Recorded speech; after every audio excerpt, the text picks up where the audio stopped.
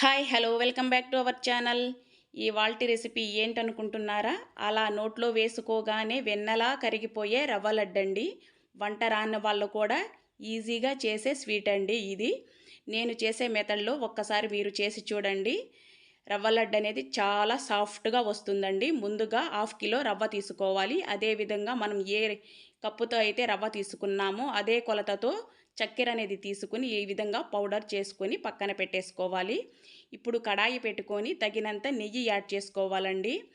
రవ్వ లడ్డుకు ఎక్కువగా కావాల్సింది నెయ్యే అండి. మనం స్వచ్ఛమైన నెయ్యి తీసుకున్నామంటే రవ్వ లడ్డు అనేది మంచి టేస్ట్ వస్తుందండి. ఇప్పుడు ఇందులోకి జీడిపప్పు యాడ్ చేసుకొని మంచి కలర్ వచ్చే వరకు వేపుకోవాలి. జీడిపప్పు కాస్త వేగిన తర్వాత కిస్మిస్ యాడ్ చేసుకోవాలి. ఇప్పుడు గుమ్మడి గింజలు యాడ్ చేసుకుని దోరగా వేపుకోవాలి. ఇలా వేగిన తర్వాత రవ్వ అనేది యాడ్ చేసుకోవాలండి.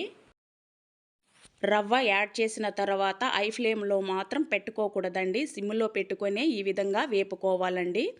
రవ్వ అనేది మంచి అరోమా వచ్చే వరకు ఖచ్చితంగా వేపుకోవాలండి. ఈ విధంగా వేపుకునేటప్పుడు మధ్య మధ్యలో కాస్త నెయ్యి అనేది యాడ్ చేసుకుంటూ వేపుకోవాలి. ఈ ప్రాసెస్ మొత్తం ఒక 5 నిమిషాల పాటు వేపుకోవాలండి. ఫ్లేమ్ సిమ్లో పెట్టుకొని అలా వేగిన తర్వాత మనం ముందుగా గ్రైండ్ చేసుకొని పెట్టుకున్న షుగర్ పౌడర్ అనేది యాడ్ చేసుకొని మరలా అదే ప్రాసెస్లో వేపుకోవాలండి.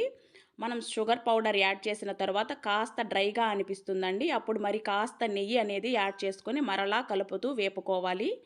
ఈ మిశ్రమం మొత్తం ఈ విధంగా వేపుకున్న తరువాత కాస్త మిల్క్ యాడ్ చేసుకొని మరి కాస్త వేపుకోవాలండి. అడుగు మాత్రం మాడకుండా ఖచ్చితంగా చూసుకోండి. ఫ్లేమ్ సిమ్లో పెట్టుకొని మాత్రమే చేసుకోవాలండి ఈ స్వీట్ అనేది. అప్పుడే మనకి కరెక్ట్గా వస్తుందండి స్వీటు.